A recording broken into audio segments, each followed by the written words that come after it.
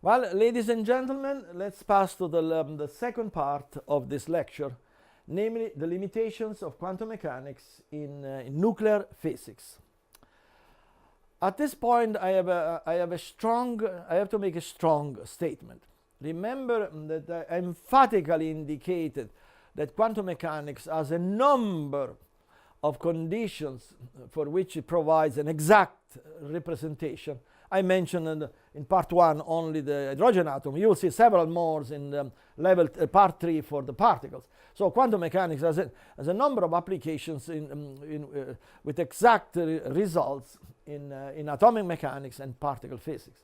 The strong statement is the following, that according to my studies over 50 years, and there are a voluminous number of publications, quantum mechanics is nowhere exactly valid in the nuclear structure. I repeat, in my opinion and long study in the field, there are a number of mathematical, physical, experimental, and other additional evidence according to which quantum mechanics cannot be exactly valid in nuclear physics. Well, after making such a strong statement, let's immediately clarify the situation. We're talking about an exact validity, which is in doubt. As far as an approximate validity, ladies and gentlemen, we should not even be discussing it. Indeed, very soon you will see that possible expected and apparent deviations are very small. In any case, I've made here a few pictures. I've presented for you a few pictures of nuclear power plants working day and night in various countries. Ladies and gentlemen, these nuclear power plants have been conceived, designed, constructed, and are operated via the use of quantum mechanics. They work very well. So this is visual evidence that indeed that the validity and the value of quantum mechanics in nuclear physics is beyond discussions. But however, the new clean energy and fuels crucial depends on small, even very small deviations from quantum mechanics in nuclear physics. Therefore, we have an ethical duty to investigate them and resolve them in refereed publications rather than in the dispute in academic corridor or this usual dispute in those equivocal websites that exist, which are of course non-scientific. Let's start to look at a little bit deeper on why I have such a strong statement.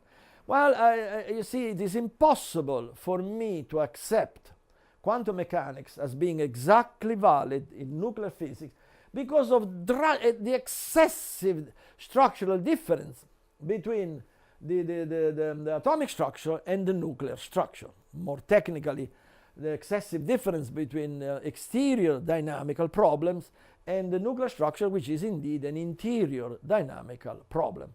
Also, ladies and gentlemen, I am a theoretical physicist and an applied mathematician. I go to the roots, the very ultimate roots of the issue. Here, the ultimate issue is the Galilei and the Poincaré symmetry. What are those symmetries? Those symmetries, they were conceived for Keplerian system. What is a Keplerian system? It is a system of massive points, otherwise you exit from science. The Galilei and the Poincaré symmetry describe a system of massive points orbiting around a center which is called the Keplerian center.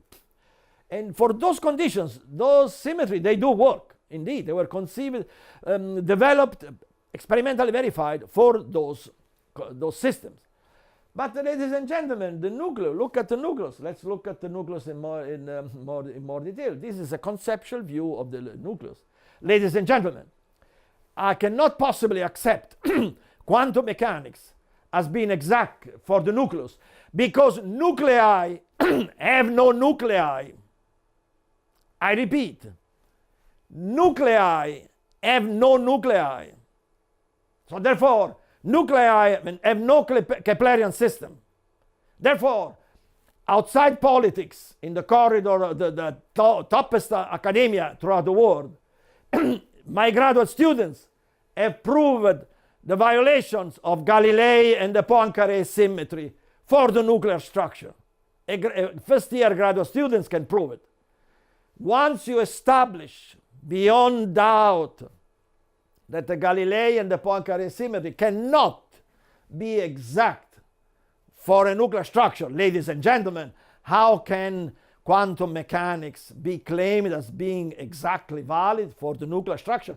Ladies and gentlemen, that is any view not published in referee journal disproving what I'm about to say. Then it implies crossing the boundary of science and passing to anything else, call it philosophy, theology, corruption, any way you want, but please do not call it science. Okay, here is another aspect that has to be denounced because it occurred throughout the entire 20th century. And all voices, dissident voices, were attacked in a very unprofessional and unscientific way by the organized interest on Einstein theories and quantum mechanics. I am referring to the experimental evidence on the nuclear magnetic moments.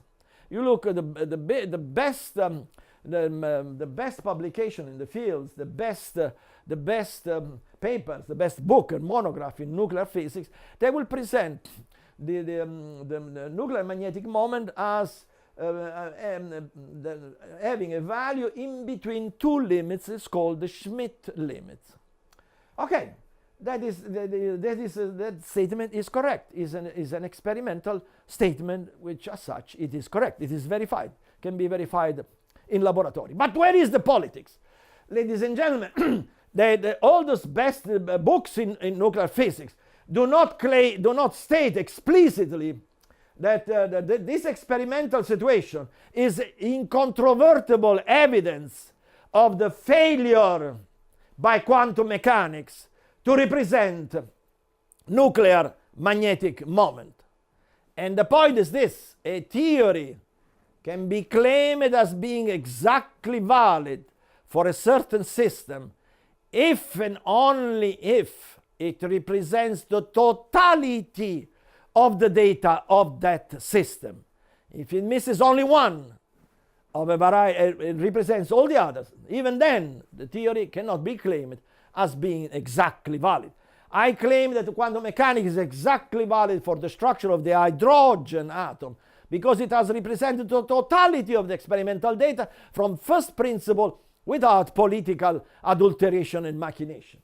So how can possibly quantum mechanics be considered exactly valid when none of those magnetic moments is represented exactly from first axiomatic principle? There is a limit beyond which I cannot be part of the so-called establishment because it will go beyond my ethical principle in pursuing knowledge. I've stated several times that I had never had any interest in an academic career. Even when I was at Harvard, I could not care less for a chair at Harvard University. My only interest was for knowledge. Ladies and gentlemen, let's go a little bit deeper in this experimental reality that is has been so politically manipulated for so long, for so many decades. And the best way to do it, let's consider the simplest possible nucleus. Forget the heavy, complicated nuclear. That becomes fuzzy, then you can manipulate things. Let's go to the simplest one and establish whether quantum mechanics is exactly valid for the structure of the deuterium or not. Okay, so let's start. For instance, these are the insufficiencies known to everybody, but not spoken in the best PhD courses that I know throughout the world at this moment. First of all, quantum mechanics has been unable to achieve an exact representation of the magnetic moment of the deuteron. Despite 1 century of attempt and a river of public money, there still is 1% deviation which cannot be represented. Now, careful that despite all possible relativistic corrections. Careful, don't jump for your own sake and credibility, don't jump at quarks. Because the moment you pass to quark and try to represent the magnetic moment of the deuteron by assuming hyperbolic, hypothetical quarks as the constituents of the proton and the neutron, you are in much worse condition, because the hypothetical orbits of the hypothetical quarks are so small that you cannot polarize them, and so therefore you are off not all 1%, by a much bigger value than 1%. So it is an open problem despite all possible known corrections. We will see the reason why in a moment. The spin, we will see in a moment that the deuteron is assumed as a bound state of a proton and a neutron. Both particles have spin 1/2. One of the fundamental assumptions of an axiom of quantum mechanics is that the bound state of two particles with spin 1/2 must be the singlet. We will see it better in a moment. The singlet for spinning particle to be stable. But then the spin is 0. The deuteron has spin 1. Ladies and gentlemen, we have a deviation way beyond the level of comfort that for political reason I can accept quantum mechanics being exact for the structure of the deuteron. Not with me, ladies and gentlemen. No way. Let's keep going. And then the next issue is the ground state. The ground state, by definition of quantum mechanics, is 1 to be stable. Look at the ground state of the deuteron. You see a mixture of different states.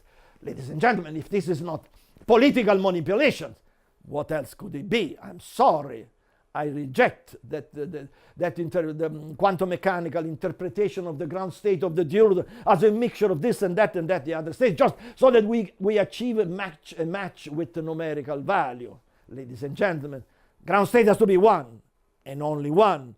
Otherwise, the ground state of the hydrogen atom is not what has to be changed and put a mixture of different level, different SP, L level. This becomes a minestrone, as we say it in Italian. Not anything else. Call it in any way you want, but do not call it science. And if it is presented as a conjecture, as the ground state of the deuteron, it's a conjecture, as a mixture of different states, as a conjecture, first examination, yes, this should be respected. But when presented as the final interpretation, and that publication is used to suppress dissident view because it's been published in such and such, that is scientific banditism for sure, and certainly not science. But let's keep going. And then the stability of the deuteron. The neutron is naturally unstable. When isolated, it decays spontaneously in 15 minutes. For God's sake, why? The moment the neutron is matched with the proton, that coupling becomes stable. In 1 century, quantum mechanics has been unable to represent this mutation of the very structure of a fundamental particle of nature, the neutron.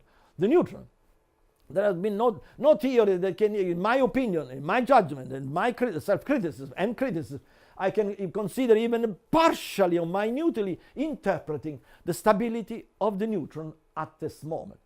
Finally, there is a 1 century of failure by quantum mechanics to represent the nuclear force. We know everything of those particles. When we put them together, there is the birth of a new force, which is the strong nuclear force. Ladies and gentlemen, where this force originates from, you cannot, we cannot, until this fundamental question is addressed, let alone answered, has never been addressed throughout the entire 20th century. So until at least this is addressed, the birth, how, where, how, in the proton and neutrons, they are all of a sudden they experience this very strong attractive force, which is the nuclear force. Until we address that, and then the moment you address, however, you can see that that force cannot be purely Hamiltonian. You need other terms, and you go back to the other insufficiency as indicated before. Let me a little bit, because some of these things, since they are not spoken, they are carefully avoided in the best PhD courses throughout our planet for political reason, again by organized interest on Einstein, special relativity, and quantum mechanics. We are scientists. We have to state the truth, no matter how unpleasant it is. This is the truth. Those occurrences are suppressed to serve said organized interest. And this, if we want to have human knowledge advance at a fundamental level, those manipulations have to be identified and denounced. Otherwise, we become accomplices, ladies and gentlemen. I will never do that. Not against human society. That is what it boils down, being against, for personal interest, against the advancement of primary interest of human society, such as the discovery of new clean energy that crucially depend on the understanding on what the nuclear force is, as well as the solution of those problems. Okay, let's go to the question of the spin. This is what quantum mechanics predicts. They can only couple in singlet, namely like gears. Notice the gears. The gears can only couple with opposing angular momentum. Then you have a stability. Like coupled gears. Then one spins in one direction, the other spins in the opposite direction. Then it's possible to prove that you have an attractive force, indeed. We will see this in some of lectures of level 3 and 4 and 5. Now, okay, but then you see, ladies and gentlemen, then the spin is 0. It is incontrovertible that the spin of the deuteron is 1. So therefore, here is a direct incompatibility of a basic axiom, not a little formula, a basic axiom of quantum mechanics, directly incompatible with incontrovertible experimental evidence that the spin of the deuteron is 1. But that's what then the only way that you can represent is that proton and the electron, they have parallel spin. Besides being in violation of a basic axiom of quantum mechanics, ladies and gentlemen, this type of coupling implies repulsive forces you will never ever, on serious scientific grounds outside the politics by organized interest on Einstein theory and quantum mechanics, you will never ever build a stable state in this condition. Think about gears. This type of state means coupling gears with the same angular momentum. Then you'll break the teeth.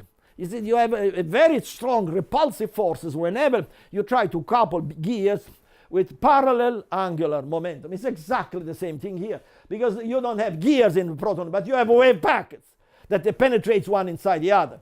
So you have one wave packet that has to move inside and against the wave packet of the other particle. Ladies and gentlemen, how can you possibly dream of achieving a stable state?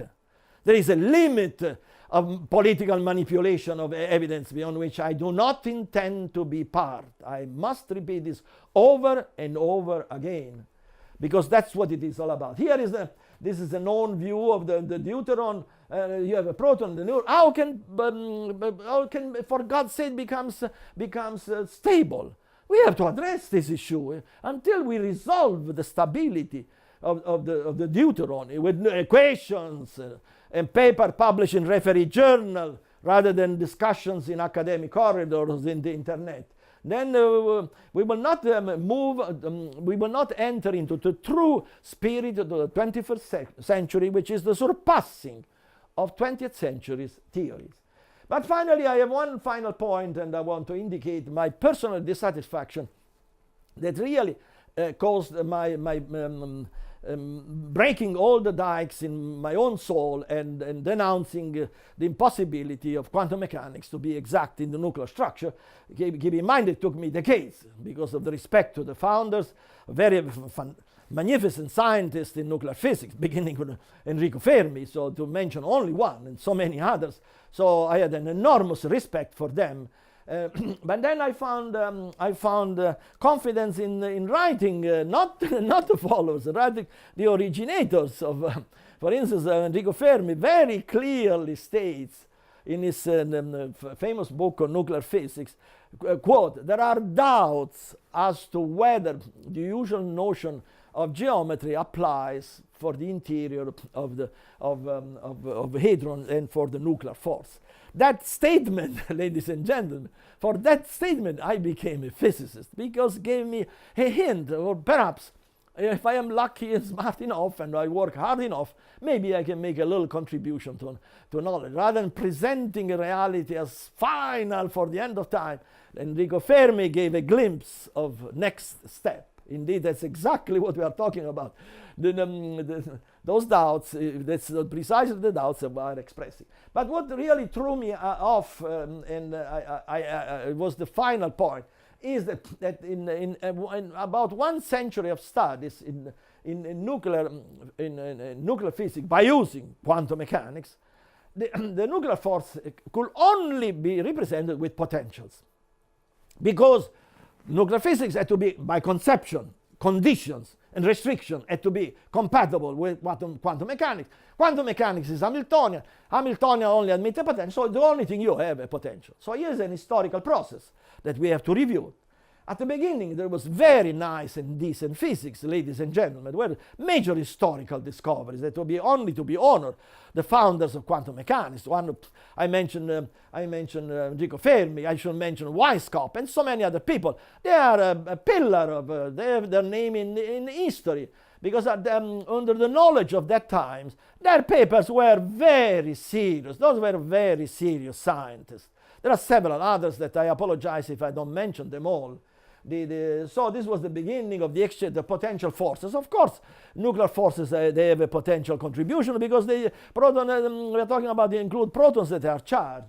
So, and then there is the discovery of the exchange forces. This is a magnificent discovery, etc., etc. So at the beginning, the representation of the nuclear force was very serious. It has entered into the history of science and cannot be denied. What I am referring to, the politics that followed, because of this towering achievement, then what happened? That thousands of nuclear physicists followed the same line. And therefore, but again, they had the restriction of, remember, the condition, the imposition, the coercion to use quantum mechanics, not to exit from quantum mechanics. This means only Hamiltonian structure. This means only potential forces. So they kept adding and adding potential force. Ladies and gentlemen, we have reached the limit, and we have now 30 or 40 potentials in the nuclear forces, and despite all this horrendous number, we still are far from representing the evidence. Ladies and gentlemen, time has come for science to truncate this situation and stop adding additional potential under public support in view of the failure of so many preceding attempts. It is time to admit that in the nuclear structure, in the nuclear force, there is also a component that is non-Hamiltonian, and therefore can only be represented via non-unitary time evolution, via a theory, via interactions that imply a non-unitary time evolution. This is the truncation that is implied by hadronic mechanics. Hadronic mechanics implies the admission of all the historical discovery of the nuclear forces up to even the second part of the past century, but then the truncation, stop the forces that are indeed potential according to evidence, not political manipulation. Those are preserved, and others instead that are fictitious. There are no action at a distance. There is no energy exchange of any type. Those are represented with a new class of interaction implying a non-unitary time evolution. Ladies and gentlemen, let's finish this lecture by identifying the limitations of quantum mechanics in particle physics. Again, I have to make an introductory statement by stating that there are numerous conditions in particle physics for which quantum mechanics is exactly valid, not approximate, but exactly valid. I mean, those are all the conditions as stated at the beginning of this lecture, the conditions of an exterior dynamical problem, namely condition under which particle can be well approximated as being massive points moving in vacuum. In this case, I believe the exact validity of quantum mechanics is beyond doubt. Okay, this is just to state the obvious. this is an illustration of one case in which is visual evidence that Einstein's special relativity and relativistic quantum mechanics are exactly valid. This is the case for particle accelerator. Here is the Large Hadron Colliders at CERN in Geneva. Ladies and gentlemen, this structure is so big that it's half in the Swiss territory, part in French territory. It is just the dimension alone are mind-boggling. So any doubt that quantum mechanics could be approximately valid for this situation, my God, this machine, this dimension, that energy will never work. So this is the obvious. And this is a pictorial view of why it works, because, for instance, the protons are basically, indeed, point particle can be well approximated being point particle. Why? Because they are only under action at a distance, electromagnetic interaction from the various accelerated components that control the trajectory. So those are ideal conditions for the exact validity. There are also numerous other conditions in particle physics, particularly in the early stages of particle physics, in which there is any doubt of the exact validity of quantum mechanics has no physical value. This is typically the case of the Compton scattering. This is a simple illustration. This is a nucleus. This can be a proton or something. And notice, however, the central point. Careful with the central point. That we are talking about a particle moving in vacuum under and without collisions. Whenever there is no collisions and trajectory in vacuum, there is no point in even discussing the quantum mechanics is exactly valid. Also, this is early trajectory, early traces in a Geiger counter of all those trajectories. They are indeed essentially due to Compton scattering. And it is beyond doubt that indeed quantum mechanics is exactly valid. However, ladies and gentlemen, at this point we have to start looking at the limitations of quantum mechanics. And for this purpose, the best way to illustrate the limitation is with a very unusual gesture. It's a gesture that may be unpleasant to some colleagues, may create anxiety and anguish in their face. And ladies and gentlemen, this is the gesture. This is the gesture. You can see the gesture. I squeeze a ball. This is very disturbing to members of the organized interest on Einstein theory and quantum mechanics. Very disturbing gesture. You see the anguish in their face. Why? Because this is incontrovertible visual evidence of the limitations of both Einstein's special relativity and quantum mechanics. Because to qualify expert, are expected to know and admit, not only know, but admit that both those theories are incompatible with the deformation theory, cannot admit deformations. For very obvious reasons. Very well known to scientists in good faith, ignored instead by the politicians of science. Because both theories demand for their own applicability that all particles be represented as points, as massive points. The moment you have points, then the deformations do not exist. But it's not enough. It is very well known that a central pillar of both Einstein's special relativity and quantum mechanics, which is the rotational symmetry, is incompatible, directly incompatible with the theory of deformation.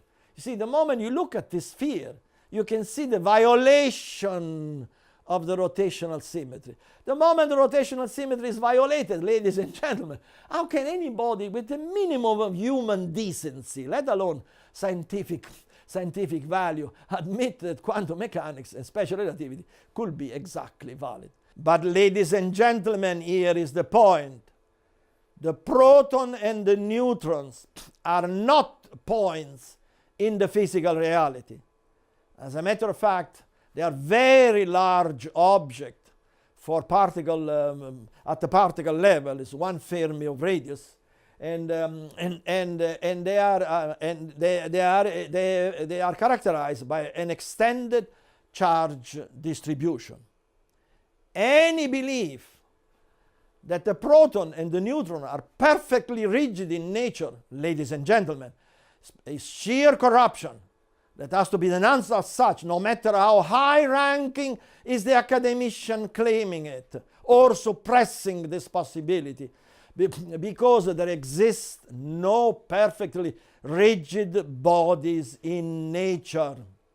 We may discuss and debate, that is science, what is the deformation, therefore the departure from special relativity and quantum mechanics of the proton and the neutron were under a certain external force. Yes, this deformation, therefore the violation, the departure from 20th century theory is debatable, that's science.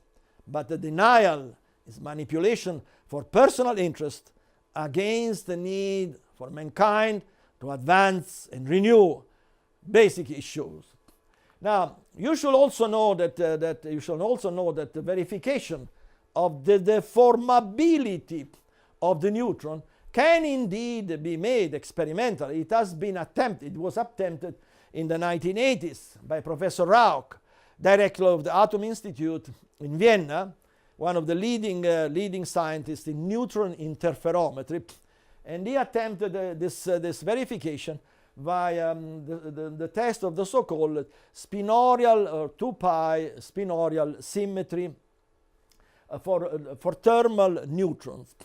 The Rauch idea is to let a low energy thermal neutron beam to pass through the hyperdense through the gap of the electromagnet, which is filled up with heavy mu metal nuclei. In this way you expose the neutron to very intense nuclear forces. And these calculations indicated that 1% deformation of the charge distribution of the neutron. Therefore, 1% experimental evidence for a 1% deviation from quantum mechanics was indeed apparently measured. Ladies and gentlemen, unfortunately, Professor Rauch the moment this possibility was released, we are talking about 1981, you have no idea what happened. Professor Rauch was even prohibited to go back to his laboratory. This unfortunate, sinister case of the history of science is fully documented and available for all scholars that want to really know the dark side of science, because this is what the point is, this, that without a direct knowledge of the interference, the obstruction, the opposition that Rauch exposed to such a point that he had to abandon the test. Without that knowledge, any addressing of the deformability of the neutron by accepting the continuation of such obstruction, ladies and gentlemen, let's be honest with each other, it becomes a farce. The dark side of science cannot be ignored any time you address fundamental issue, because when you have a major objector, what seemingly qualified academician, high-ranking academician, you have to make a judgment. Where is the publication in a referee journal, or in which case the objection have to be respected, or it's just proffering blah blah blah blah as they talk and talk and talk with no substance to achieve personal aim. Then that person must be dismissed, disqualified, and removed from a scientific process. We will look at the deformability of the proton and the neutron in lecture 3A, when we started the isotopy, the covering of the rotational symmetry that is directly compatible with the theory of deformation, has been constructed to be directly compatible. We will also see that the moment you admit the formation of the charge distribution of let me go back, please. The moment you admit the deformation of the charge distribution of the proton and the neutron, the deformation, therefore I must insist to prevent politics. Therefore, a deviation from Einstein's special relativity and quantum mechanics, even small, 1%, you do achieve an exact representation of the magnetic moment of the deuteron as well as of all nuclei. As a matter of fact, this situation is so strong that in reality, the numerical value, experimental numerical value of the magnetic moment of the deuteron and other nuclei are direct evidence. Once seeded in a serious scientific environment without politics on preferred or beloved theory, then those numerical values are a direct evidence of the formation of the proton and the neutron when members of a nuclear structure. Therefore, the confirmation that quantum mechanics cannot possibly be exact in nuclear structure. Let's finish this lecture with the following reassuring situation that has been created also by organized interest on Einstein theory and quantum mechanics, particularly in particle physics. This is a Feynman diagram for a high energy, at least the beginning, at least the embryonic conception, and for particle scattering, and this is what is in reality expected at high energy. Ladies and gentlemen, I respect and believe that Feynman diagrams have indeed a historical value in any case. But as far as high energy scattering, I'm sorry, I cannot accept them as a final. Again, I have to confirm this is an historical achievement for which Feynman correctly received the Nobel Prize. This is beyond any doubt. The issue is whether Feynman diagrams and the theory of scattering is the final one. The answer is it cannot be, ladies and gentlemen, because at very high energy, this is the real situation that you have. For the relativistic scattering theory, you must, to be honest as well as consistent physically and mathematically, you must represent the proton as a point. You must represent the nucleus, the heating nucleus, as a proton. Let's say all particles have to be points. But in reality, they're not. So you must introduce dimension. One moment, if you want to go to the 20th, pass from the 20th century, all theory to the dawn of the third millennium, where we need new knowledge. You must admit that they are extended. The moment you admit they are extended, then you exit from quantum mechanics and therefore relativistic scattering theory in an incontrovertible, unstoppable, stoppable way. There are many papers now on this issue that is resolved quantitatively. Another reason why I cannot accept relativistic quantum mechanics as the final theory for the representation of particle experiment is illustrated in this one. Look at this. Look at the structures. This is a typical is a beam, a proton beam coming out of a particle accelerator hitting a nucleus. What do you see? Well, what is the primary characteristic of this? Irreversibility over time. If you invert the time, you see a large number of particles that reconstruct the original proton or neutron or electrons in violation of all physical laws, violation of conservation of energy, violation of causality, violation of current, and so on. So this is so unless the relativistic scattering theory for a high energy process such as this one is as an irreversible structure in its axioms. Ladies and gentlemen, how can the relativistic scattering theory be claimed to provide final experimental results in high energy scattering? Ladies and gentlemen, this is another aspect of the unfortunate politics by organized interest on Einstein theory and quantum mechanics that is now being conducted at a range of billions of dollars in particle accelerator. All results being elaborated with a theory that is structurally incompatible with the event that is described. Let me review the situation in a different viewpoint. Again, to avoid manipulation of my statement for non-scientific aims, again, personally, and many people, a great majority of scientists agree that special relativity and relativistic quantum mechanics is exactly valid when this particle, let's assume is a proton, is accelerated in a particle accelerator. That is beyond doubt. The exact validity of those theories is beyond doubt. In fact, if you reverse the time, during the acceleration phase, you have still a causal. You don't violate causality. So the theory is valid indeed. It was made by Einstein. Einstein was Einstein. The problem is with Einstein followers who want to abuse his name to to achieve personal goals. So here we are talking about when the proton leaves the accelerator and hits the nucleus, is at that moment when special relativity and relativistic quantum mechanics can no longer honestly be accepted as being for certain the final theory, because those theories are structurally reversible over time. They have no time error. From the mathematics, the physics axiom, everything, the scattering amplitude. So they predict also the inverse event. But the inverse event violates all physical laws, so we have to expect deviation. Here is another situation here from one of the recent experiment at CERN from this heavy collider. You are talking about the production of an enormous, maybe millions of particles in all directions. The irreversibility of this process, scattering, energy scattering, is beyond any doubt. I believe even the most callous political scientist has to admit the irreversibility of this problem. And therefore, to be honest, the existence of serious doubts on the exact validity of the relativistic scattering, and therefore serious doubt on the fact that the numbers extracted at CERN, Fermilab, and DESY, Joint Institute in Russia, and many other laboratories express doubt as to whether the numbers proffered following the investment of billions of dollars are indeed,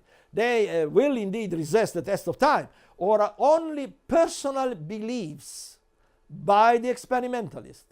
That is the issue at stake here. It has to be resolved in referee journals and with experiments, rather than in academic corridors and with political manipulation.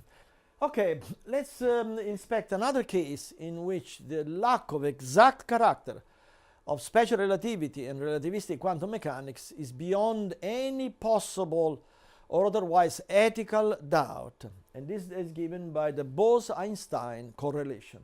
What is the Bose-Einstein correlation? This is a post-PhD level seminar course. It's expected to be known, but nevertheless, let's review it briefly.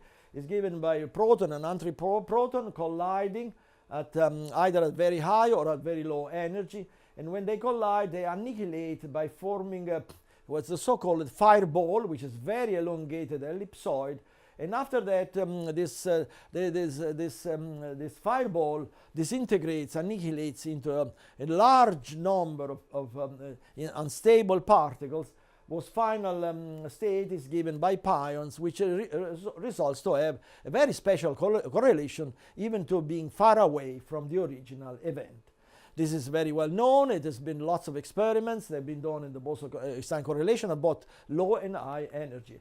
Again, this is a post-PhD level course. Everybody is supposed to know the formalism based on relativistic quantum mechanics. For the 2-point, in this case, for the 2-point correlation function, this is the usual expression, this is the usual calculations, the form factor, etc. You do the calculation by using the axiom without manipulation.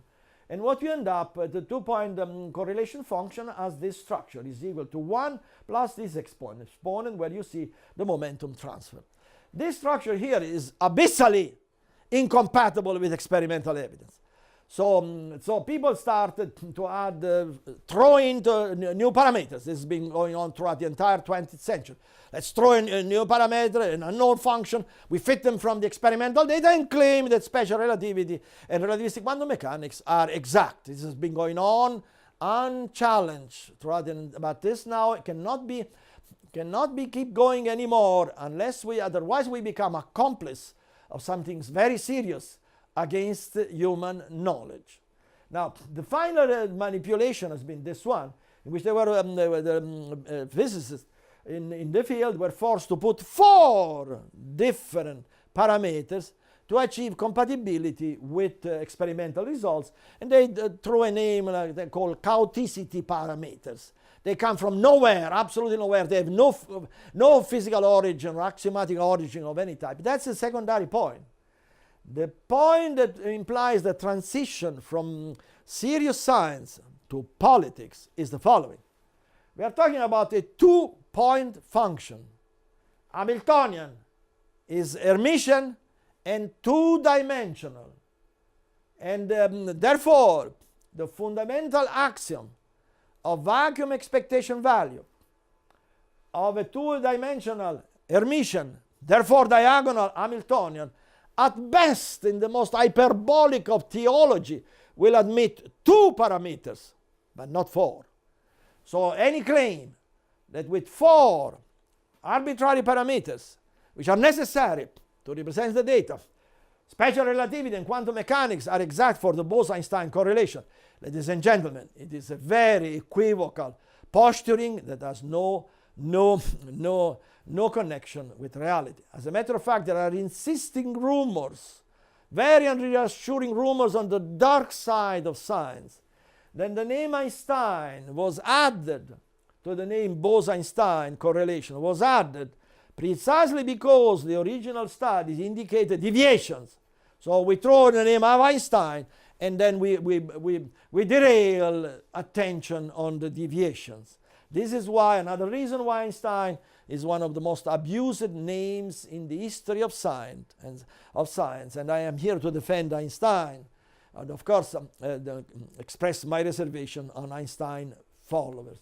Very well, those are the experimental data that are fit with hadronic mechanics from first axiomatic principle, as we will see, because we have the possibility of four terms because of the isotopic element. We will see this in the lecture of level, first at the symmetry level of lecture 3, and then lecture 4 and 5. Very well, but this is everything I said until now has been introductory to this transparency. What is this transparency? It deals with the synthesis of hadrons. Synthesis of hadron. Namely, you use particle-particle collides and synthesize hadrons. Ladies and gentlemen, please, for your own sake, check out some of the best books of the 20th century in particle physics. For instance, Kako books is a fantastic, written with a great class and great elegance, extreme clarity. It is an excellent book that I have recommended to my students for a representation of the science of the 20th century. All surpassed, ladies and gentlemen, as a basis for the new science. Okay, but you look at that, you will never see the word synthesis. It doesn't exist, the word synthesis of light. Why? Because it is in brutal violation of special relativity and quantum mechanics. Why in brutal violation? Because in the synthesis of hadrons, basically the rest energy of the synthesized hadron is generally bigger, or if not very much bigger, than the sum of the energy of the original constituents. In other words, the problem of the brutal violation is that the delta E here is bigger than zero. In atomic physics and in nuclear physics, bound state, this is the binding energy is smaller, is negative, so it's smaller than zero. Now, but careful about the politics, ladies and gentlemen, because here is the the academician. They come from very reputable academic institution. They will say, "Oh, Dr. Santilli does not understand the particle physics." That's the usual statement, rather than publishing objection in referee journals. But so they would say, no, the synthesis of hadron was not studied because it's irrelevant. Ladies and gentlemen, please denounce those people as enemy of science. One of the most fundamental syntheses in nature is the synthesis of neutron from a proton and electron in the core of a star. It's the very, very first event that necessarily precedes this majestic event of a star that starts producing light. Unless the neutron is synthesized, star will never. Where is the neutron is synthesized from? Proton and electron, because as everybody knows, even the most callous political physicist has to admit that stars initially are formed by pure hydrogen gas. Therefore, they synthesize the neutron, that's Rutherford 1920, they synthesize the neutron as a compression, Rutherford words, compression of a hydrogen atom. But in so doing, you can see there is a missing almost 0.78 millions electron volts of energy that is missing. So the issue, where it's coming from, this is a separate issue. The issue is here that now you look at the equation, and remember at the beginning of this lecture, I brought to your attention the negative value of the binding energy. This, if you try to solve, to have a quantitative representation with quantum mechanics, you need now here, the binding energy becomes plus. Ladies and gentlemen, I urge you to try to solve this equation. You will waste your time. This equation is inconsistent, as is known by experts in the field. The initial equation of Schrödinger equation admits no acceptable solutions. So the only solutions that we made was one in 1978 at the very proposal of hadronic mechanics for the synthesis of the pi zero, and in 1990, when we finally achieved an exact numerical representation of all characteristics of the neutron as a synthesis from a proton and electron via the use of hadronic mechanics, of course, was via non-unitary transformation. We will see this in some future lecture. Let me conclude this lecture with apology in my emotion. I am Italian, and I express my. It's very difficult for me to control my emotion. Also, again, I have to apologize and ask for leniency in my emotion. But what is at stake? Again, let me state it. What is at stake in this issue is the future of mankind. The dawn of the third millennium. We can move ahead if and only if we surpass 20th century theory. Therefore, any organized obstruction, opposition, as it has been going on for decades against those advancements, specifically and very well known by organized interest on Einstein theory and quantum mechanics, those obstructions, ladies and gentlemen, must be identified and denounced. If we care about our society, if we care about our descendants, that is all, ladies and gentlemen. If we care about our dignity, ladies and gentlemen. Conclusion, physics is a magnificent deficit, and it is magnificent because it will never admit final theory. This applies also to hadronic mechanics. We already start to see what is beyond hadronic mechanics. In other words, there will be room for any young mind of any age to make fundamental contribution to mankind, provided that they are seated in a receptive environment, as it was the case for Albert Einstein. His revolutionary idea at the beginning of the past century were seated in a receptive environment, and he made history. Thank you, ladies and gentlemen.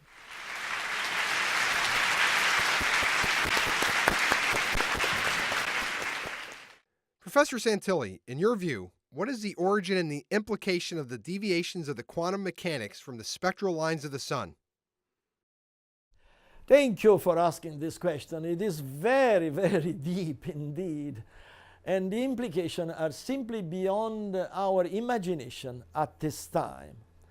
Let me elaborate. For the very little that is known at this time, this is terra incognita, okay? So everything I'm about to say are just guesses. What I can say, however, is the following, which is plausible, that you have heard my statement that there are spectral lines that can only be explained as originating from orbits that are smaller than the Bohr orbit. So, question. How can it possibly be that an hydrogen atom is deformed in such a way to have those orbits that are strictly against any prediction of quantum mechanics? The only answer that I know is the non interaction, namely that an hydrogen atom, when it is inside a star, not necessarily has the nice and beautiful the stable orbit, the same hydrogen atom when it is in vacuum. When it is instead compressed, then there are new forces that are expected indeed. We are not talking about quantum mechanics anymore. We are talking about a covering of quantum mechanics that can, the only way to admit those orbits, which in turn orbits are necessary to represent numerically those anomalous spectral lines. Now, but what are the implications? Ladies and gentlemen, the implications are very deep. That's why your question is very, very deep. Let me put it bluntly. This could be evidence that the quantum of energy, while being incontrovertible for the structure of the hydrogen atom when isolated from the rest of the universe, the same quantum of energy, not necessarily valid when we are talking about effects in the core of a star. Let me put it in a different way.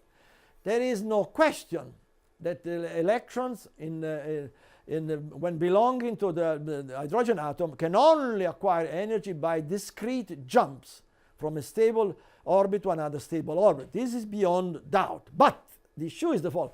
Put the same electron in the core of a star. Question. Can the same electron necessarily acquire energy by quantum? Ladies and gentlemen, this is theology, pure theology, because we are talking about an horrendous environment with horrendous hyperbolic pressure, assumption that the emission and absorption of energy is quantized in those conditions. It's pure theology, ladies and gentlemen.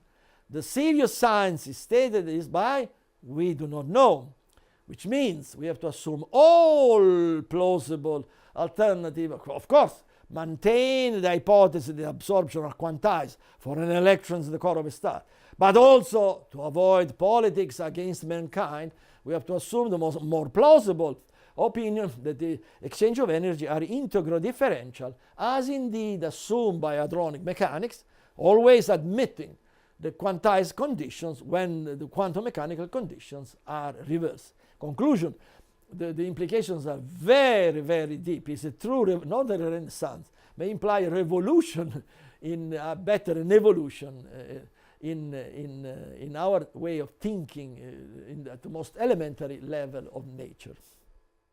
Professor Santilli, please elaborate a bit more on the failure by quantum mechanics to achieve an accurate representation of nuclear forces. That is also a very nice question. I appreciate you asking it, and also it's a very, very deep question. And also, let me also be clear, we are talking about also terra incognita, and which has to be investigated. And unfortunately, because of the obstruction against innovation in basic knowledge, it has been studied only by a few pioneering physicists. The only thing I can quote, for instance, is a paper published, strangely enough, the last paper that was accepted by our group for publication by the Physical Review D, Particle and Fields. This was 1981. After that, I was told clearly that no additional paper will ever be accepted by the Physical Review D, as it was in the case. Hundreds of papers in the topic of our lecture have been systematically rejected. And after 30,000 pages of publications all over the world on hadronic mechanics, the word hadronic mechanics still does not exist in the journals of the American Physical Society. That is evidence you are welcome to verify. Clarify this politics, then let's look at the issue. This paper published in Physical Review D, and I can provide to you a copy if you are interested, essentially made the following point. It was a very advanced paper in mathematics, was based on the enveloping algebra, but it was the enveloping algebra of a nuclear structure. We know the enveloping algebra of atomic structure is associative. It's the associative enveloping algebra or Lie algebra.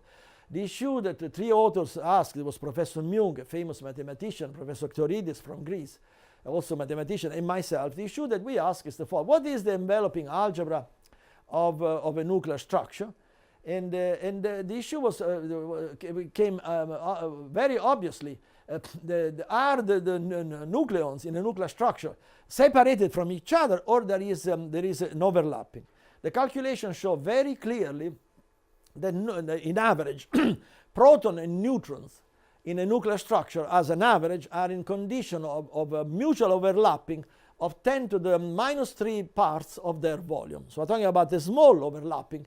It has to be small because, again, the deviation of quantum mechanics and nuclear physics are generally small, but they are fundamental. The paper then addressed the issue of the enveloping algebra by using a non-associative algebra, and the answer was negative. So the paper essentially essentially results in a negative sense, namely that this overlapping of proton and neutron in nuclear structure could not be represented mathematically with a non-associative enveloping algebra. This is essentially the result. That's why it took decades and decades of additional work to achieve finally a consistent representation. The basic point, however, remains. It is in that paper.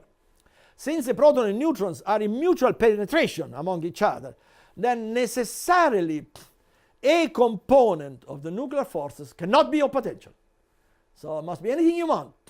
You can assume anything you want, but not assume the Hamiltonian for their representation. So you need a renaissance. You have to surpass quantum mechanics, special relativity, toward new vista. You have to go to a higher mountain, and then a mountain higher than the 20th century science. And then you'll see the beauties and the capability of the human mind when unrestricted by political coercion. Always keep that in mind. Professor Santilli, I do not agree with your reservations on the relativistic scattering theory, but assuming your view is correct, what are the implications? Yes, well, to begin with, I believe your positions must be fully respected.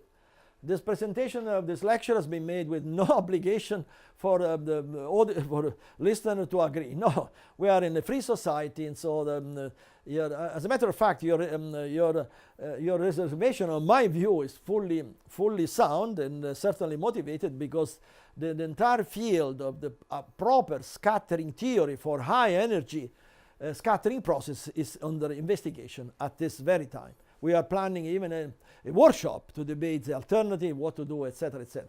But after justifying and supporting your doubts, let me answer to your question. Why suppose we are right? What are the implications? The implications are very serious. Why? For instance, it implies that all the numerical value of all the masses of the particles that are predicted or hypothetically conjectured out of the scattering energy are personal opinion of the experimentalist. Talking about numbers are personal opinion of the experimentalist, because they are not established in a final sense. Why so? For the following. This is because of the question of renormalization. When you have potential interactions, Hamiltonian interaction, Lagrangian renormalization, Hamiltonian renormalization, only kinematical quantities of particles are affected. So, however, when you have a renormalization from non interaction, then you affect the very structure of the elementary particle. Why so? You have to, because you're talking about a proton. When the core of a proton in a particle accelerator has at best Lagrangian renormalization. When the same proton is in the core of a star, we have to expect it's a completely different object. And you can see this from here. You see, this is the Schrödinger equation. When you have a non-unitary transform of the Schrödinger equation, then as necessary to represent the synthesis of the neutron, automatically you will be forced to have a renormalization of the rest energy. So therefore, and this applies, for instance, the search for the Higgs boson at the indicated numerical value that is depending on the relativistic scattering theory is a personal opinion of the experimentalist, which I cannot accept on serious scientific ground until I see the alternatives and I have the alternative broader representation verified with experiments. Thank you for the excellent question.